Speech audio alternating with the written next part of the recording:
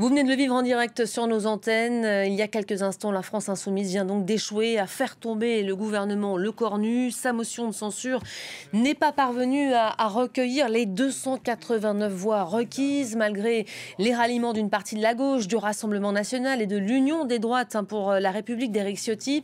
Cela n'aura pas suffi à renverser l'exécutif nommé le week-end dernier. Seuls 271 députés ont donc voté la censure. Je vous propose d'écouter le résultat exprimé donc à cette assemblée il y a quelques instants. Voici le résultat du scrutin. Majorité requise pour l'adoption de la motion de censure, soit la majorité absolue des membres composant l'Assemblée, 289, pour l'adoption, 271. La majorité requise n'étant pas atteinte, la motion de censure n'est pas adoptée. Voilà, seuls 271 députés qui ont donc voté cette première motion de censure. Yohann Bodin, bonjour, vous êtes sur place. Il manquait donc 18 voix pour faire tomber cette fois le gouvernement. Un score insuffisant, mais qui tout de même en dit long sur l'état des troupes aujourd'hui. Oui, exactement. On vient de l'entendre, 271 députés ont voté la censure déposée par la France insoumise sur les 289 requis pour faire tomber le gouvernement, dont le sort s'est donc joué à 18 voix près, un résultat très serré. Cela veut dire qu'un nombre important de frondeurs socialistes et frondeurs des Républicains ont voté pour cette censure. Pour rappel, le Parti socialiste avait appelé à voter contre la censure après l'annonce par le Premier ministre Sébastien Lecornu lors de son discours de politique générale de suspendre la réforme des retraites. La motion de censure de LFI a donc bénéficié des voix du Rassemblement national, de certains écologistes et des communistes.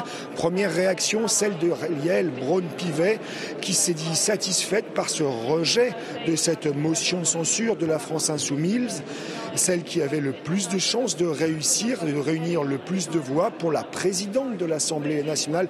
Les débats sur ce budget vont enfin pouvoir commencer ici dans l'hémicycle. Ce sont les mêmes termes qui ont été tenus par le Premier ministre Sébastien Lecornu, pour qui ces motions de censure signifieraient que l'Assemblée se censurerait elle-même. Sébastien Lecornu qui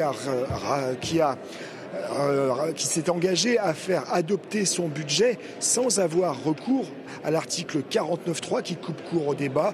Soit vous entrez dans les débats, soit on rentre dans une crise politique, a affirmé le Premier ministre. Ce budget, qui n'est pas une copie définitive, selon lui, qui peut être amendé le temps des travaux parlementaires. Il a succédé à Marine Le Pen à la tribune, la chef du groupe Rassemblement national, qui a décrit le projet de budget comme étant le pire musée des horreurs de Bercy. Le ministère de Finances faisant référence aux mesures de réduction des dépenses publiques, au gel de l'impôt qui ne seront plus indexés sur l'inflation, ou à la contribution demandée aux retraités en supprimant certains allègements fiscaux. Ce n'est pas une année blanche, mais une année noire que vous promettez aux Français, a martelé Marine Le Pen, concluant son discours par ce vœu. Nous attendons avec hâte la dissolution.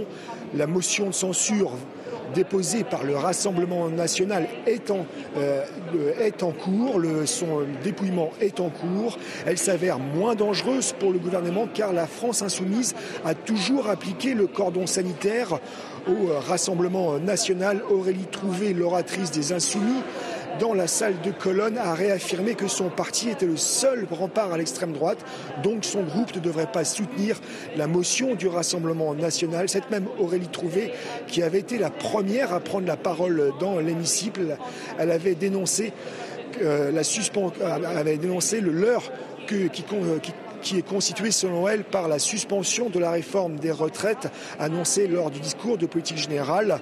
Elle a attaqué la politique qualifiée de néolibérale du chef de l'État, un président de la République qui n'est plus, selon elle, garant des institutions de la France. LFI qui continue de demander la destitution ou la démission d'Emmanuel Macron. Voilà, effectivement, la France insoumise qui a annoncé vouloir redéposer une motion de destitution du président de la République. Merci beaucoup, Yohann Bodin. J'ajoute que la chef de file des LFI, Mathilde Panot, a appelé dans une prise de parole il y a quelques instants les militants et électeurs du Parti socialiste à, je le cite, rompre les rangs avec la direction. Critique à peine voilée après cette consigne donnée donc à gauche de ne pas censurer ce gouvernement. On aura l'occasion d'y revenir à 13h dans l'info du jour, une séquence essentiellement politique.